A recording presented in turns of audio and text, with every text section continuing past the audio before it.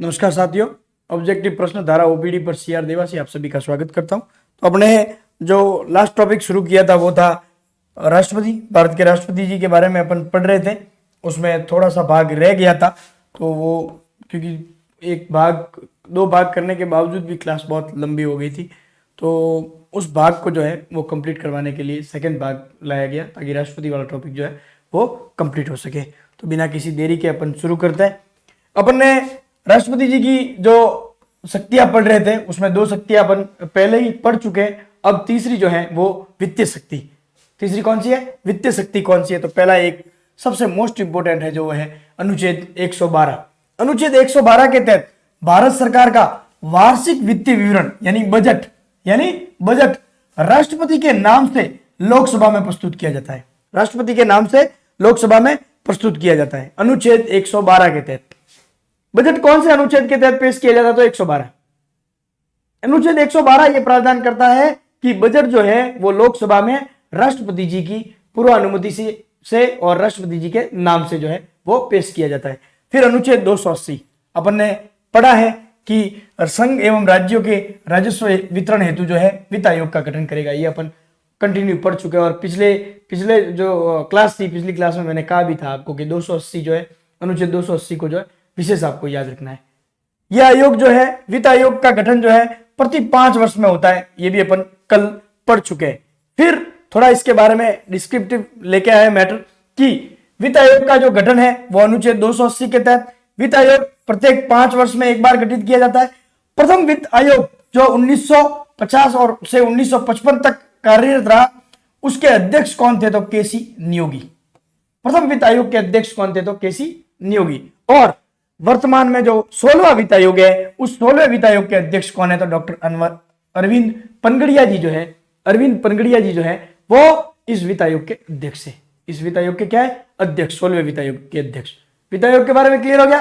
वित्तीय शक्तियां ही पढ़ रहे हैं तो अगली दो वित्तीय शक्तियां अपन क्लियर कर चुके हैं और वो भी आपको ध्यान रखना है। अनुच्छेद 266 और अनुच्छेद 267 के तहत जो है अपन बात की थी, अपन ने संचित निधि की, और 67 के तहत की थी संसद की आकस्मिक निधि की।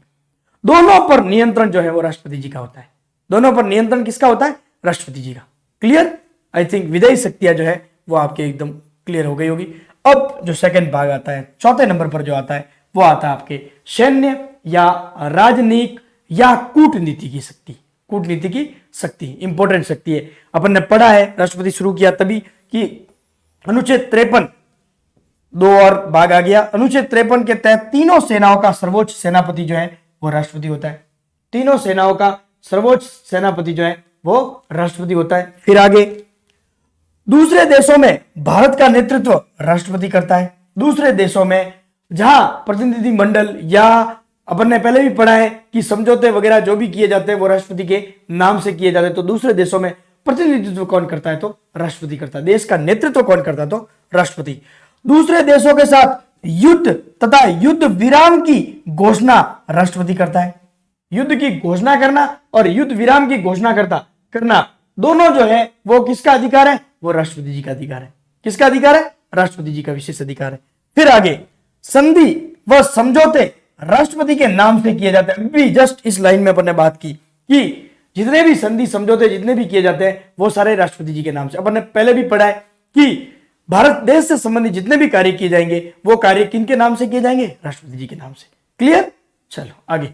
फिर है कूटनीतिज्ञ अधिकारियों के रूप में राजदूत एवं उच्चायुक्त की नियुक्ति राष्ट्रपति द्वारा की जाती है। राजदूत एवं उच्चायुक्तों की जो नियुक्ति है वो किसके द्वारा की जाती है? राष्ट्रपति जी के द्वारा। प्रत्येक देश में भारत का एक राजदूत या फिर उच्चायुक्त जो है वो नियुक्त होता है। वो भारत के का जो एक्टिविटीज है, भारत की जो बातें हैं वो उस देश में संबंधित जो है वहां तक पहुंचाने का काम और देश की कूटनीतिक जो रणनीति है वो बनाने का काम जो है वो उच्चायुक्त और राजनीतिक अपने राजदूत जो है वो ये कार्य करते हैं। राजदूत और उच्चायुक्त की नियुक्ति कौन करता है? तो आपको ध्यान रखना है राष्ट्रपति जी द्वारा। ठीक है, आप लोग स्क्रीनशॉट ले लो इसका।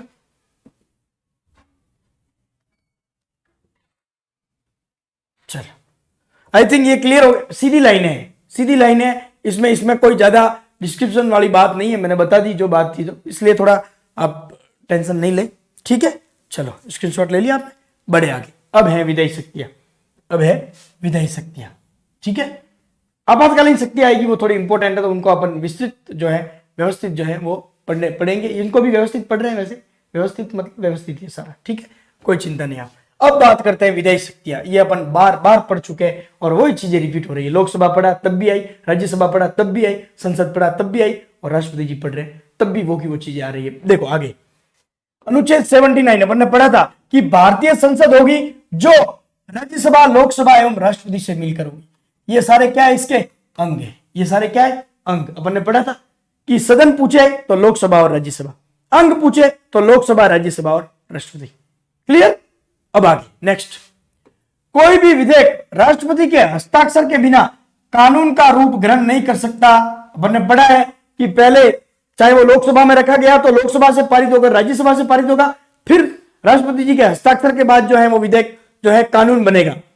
राज्यसभा में रखा गया तो राज्यसभा में पारित, लोकसभा में पारित, और राष्ट्रपति जी के पास जाकर जब राष्ट्रपति जी के हस्ताक्षर हो जाएंगे उसके बाद ही जो है वो कानून माना जाएगा। ये क्लियर है कंसेप्ट, ठीक है। फिर आगे बढ़ते, फिर है अनुच्छेद 80(3), राष्ट्रपति राज्यसभा में 12 सदस्य मनोनीत करेगा। कौन कौन से क्षेत्र से होने चाहिए, चाहे साहित्य, कला, विज्ञान, समाज सेवा। ये अब क्या, ये अपन पढ़ चुके, राज्यसभा जब पढ़ा तब अपन पढ़ चुके हैं। अब इनको एक अधिकार और था कि वो लोकसभा में 2 एंग्लो इंडियन की नियुक्ति कर सकते थे। राष्ट्रपति जी जो है 2 एंग्लो इंडियन की जो है वो नियुक्ति लोकसभा में कर सकते थे, लेकिन वर्तमान में ये प्रावधान हटा दिया गया है। वर्तमान में ये प्रावधान हटा दिया गया, ठीक है। चलो आगे बढ़ते, अनुच्छेद 85 अनुच्छेद 85 अनुच्छेद 85 क्या कहता है, संसद, राष्ट्रपति संसद सत्र को आहूत तथा सत्रावसान करता है। पीएम की सलाह पर लोकसभा को भंग भी कर सकता है। अपन ने बार बार पढ़ा है, लोकसभा पढ़ी तब लगातार पढ़ा है कि जो संसद है उसका सदन आहूत करने का, बुलाने का अधिकार किसका है, राष्ट्रपति जी का। सत्रावसान करने की घोषणा जो की जाती है उसका अधिकार किसका है, राष्ट्रपति जी का। लेकिन स्थगित करने का अधिकार किसका है, लोकसभा अध्यक्ष का। स्थगित करने का अध्यक्ष, लोकसभा अध्यक्ष का प्रावधान जो है वो अधिकार है।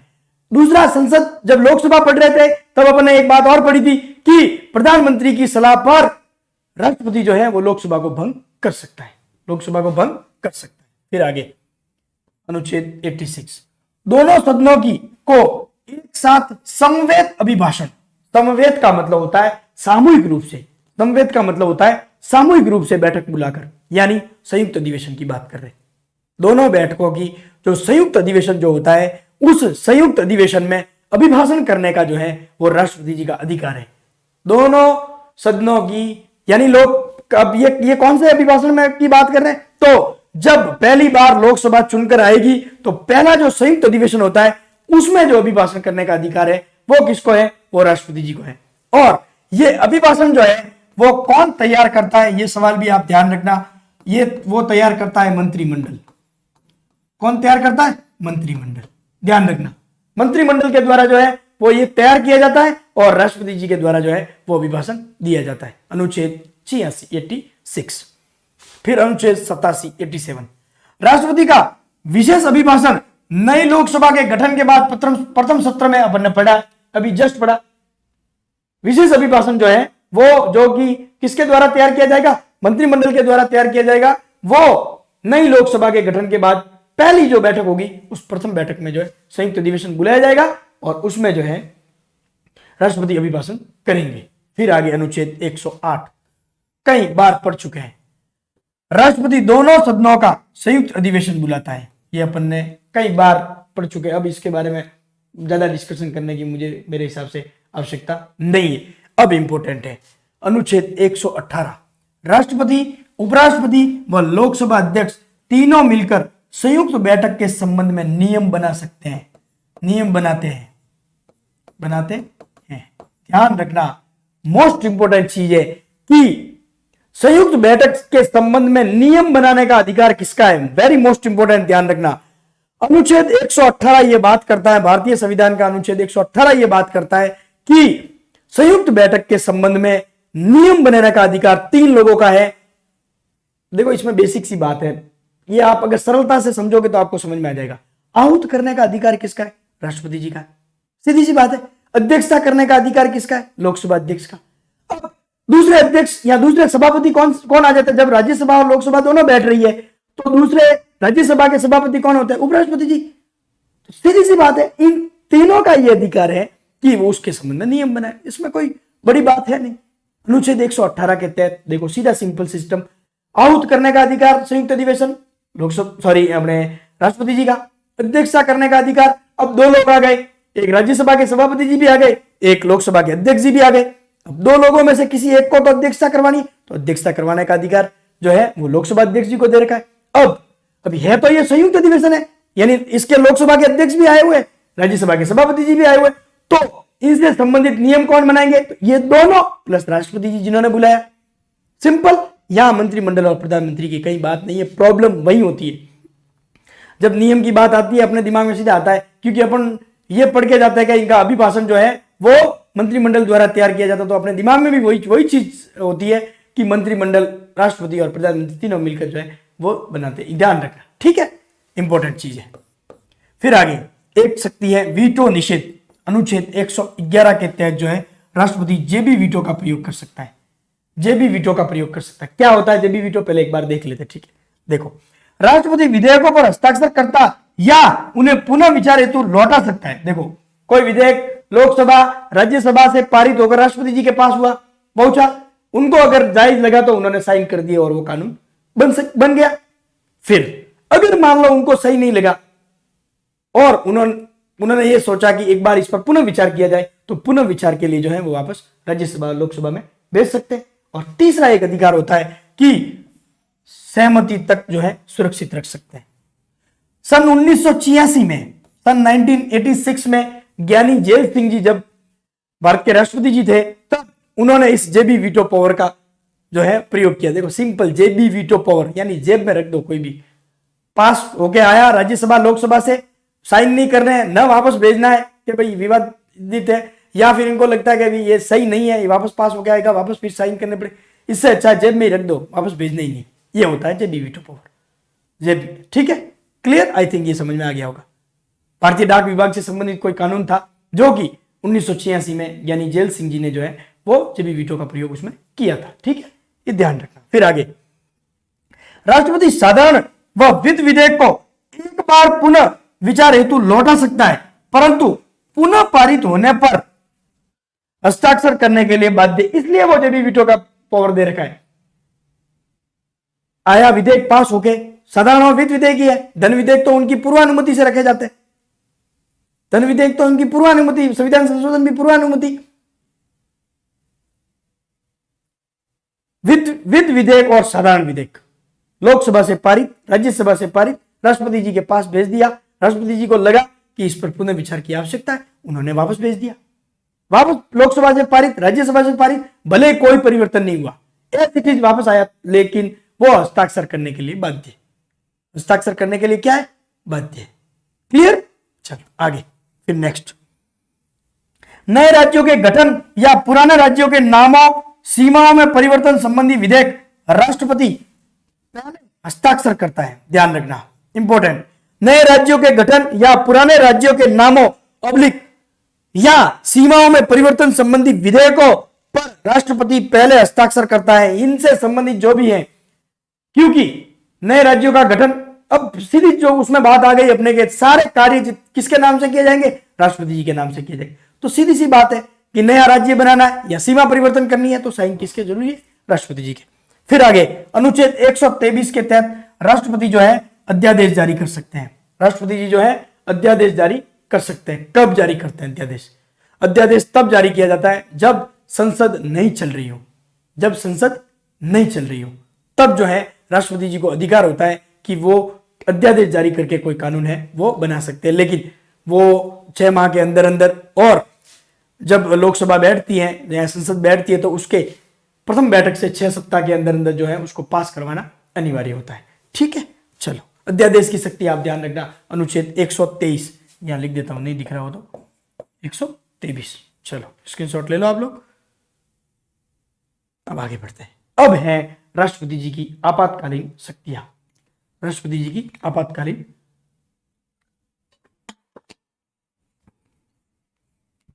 आपातकालीन शक्तियां।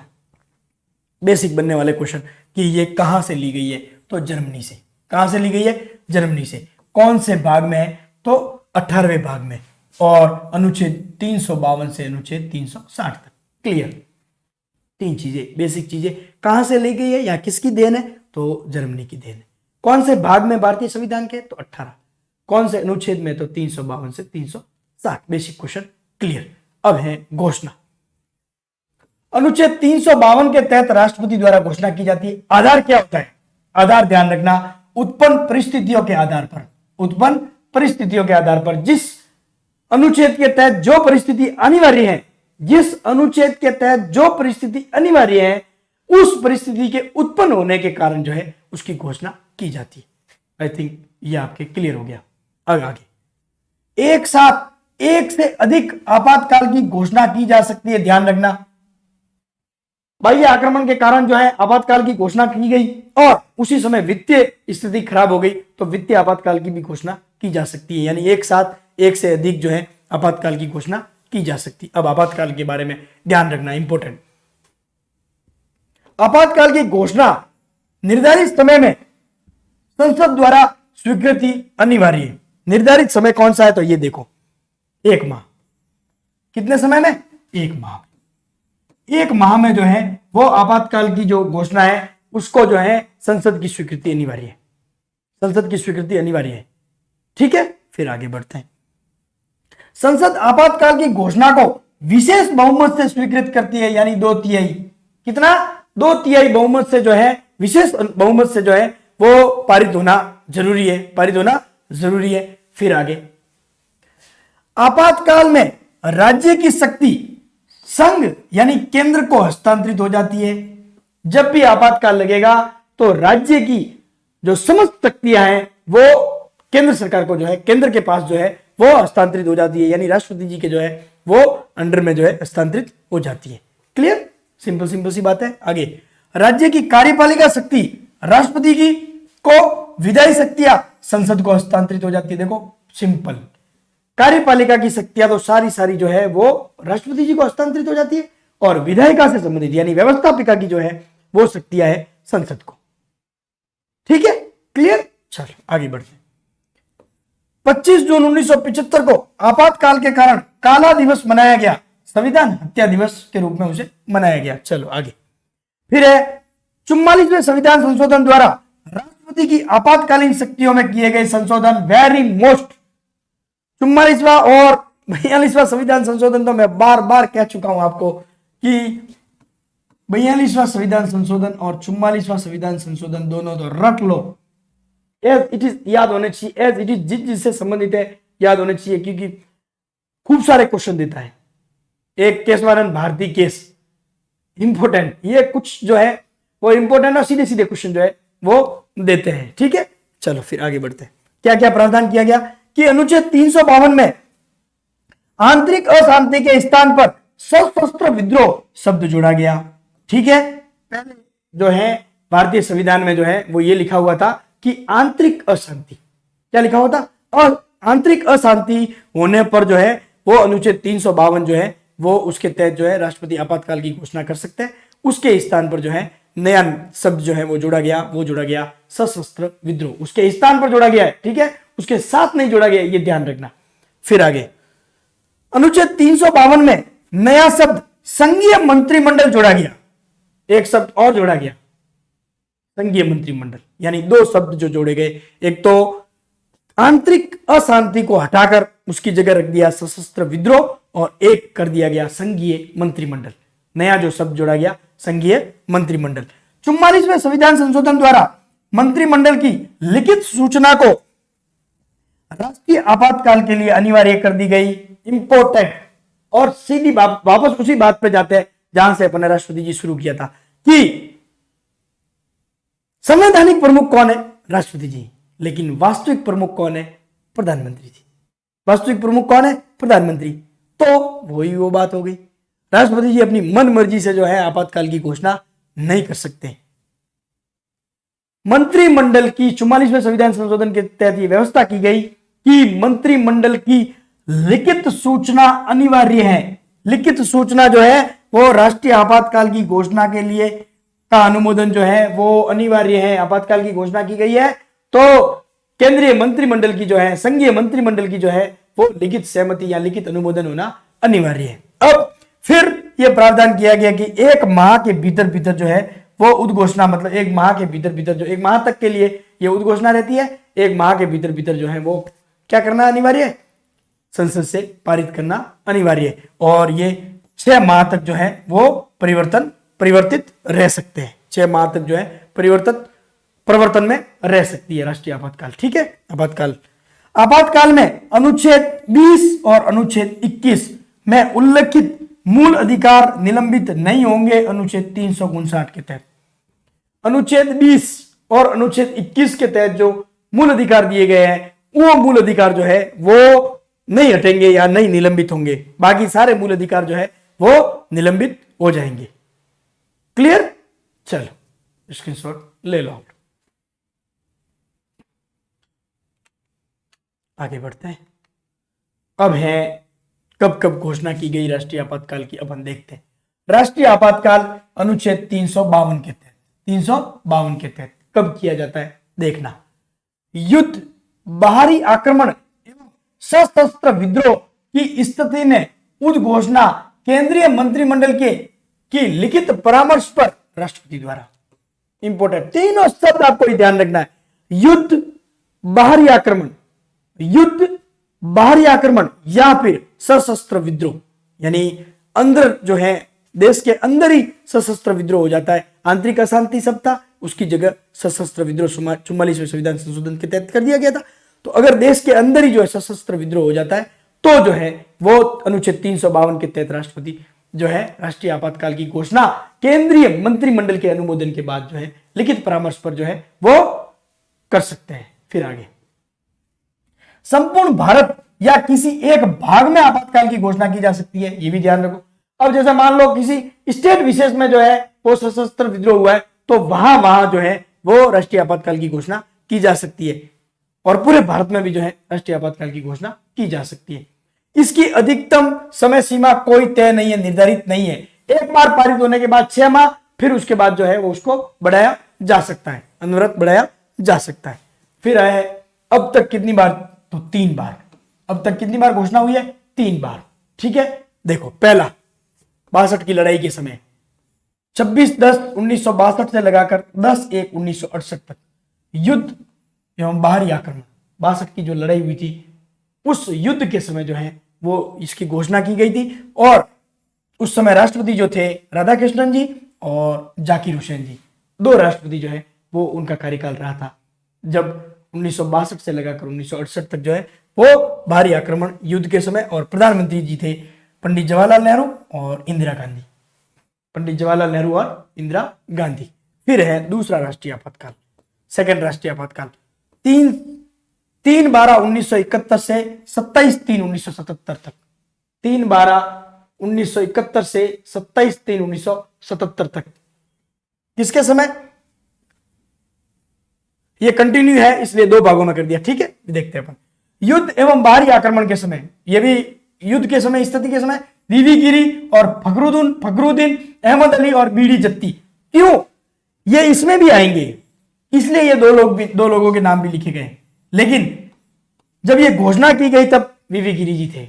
कौन थे, वीवी गिरी जी थे। जब ये कंटिन्यू चला, आगे तक चलता रहा, 77-75 में जो अपन ने पढ़ा कि कला दिवस मनाया गया, वो आगे तक चला, तब तक ये राष्ट्रपति जी भी रहे थे, इसलिए 77 तक जो है वो कंटिन्यू इसको गिना जाता है युद्ध या बाहरी आक्रमण के समय। प्रधानमंत्री कौन थे, तो इंदिरा गांधी और मोरारजी देसाई। इंदिरा गांधी और मोरारजी देसाई। तीसरा साथ ही पढ़ लेते।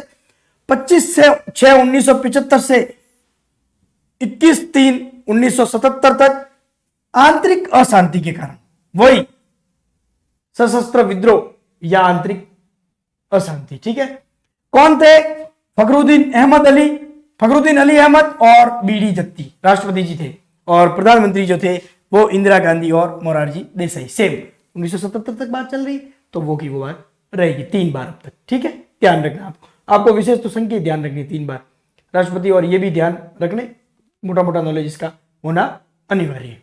अब है दूसरा राष्ट्रपति शासन, जो कि अनुच्छेद 356(1) के तहत, जो कि अपन राजस्थान की विधानसभा या राजस्थान का मंत्रिमंडल मुख्यमंत्री पढ़ेंगे तब ये बहुत बार बार आएगा, क्योंकि अब तक राजस्थान में कितनी बार, 4 बार जो है ये इसके तहत जो है वो राष्ट्रपति शासन लगा हुआ है। 1966, 66, 77, 80 और 92 4 बार जो है वो राष्ट्रपति शासन जो है वो लगा हुआ है इसी के तहत, अनुच्छेद 356(1) के तहत।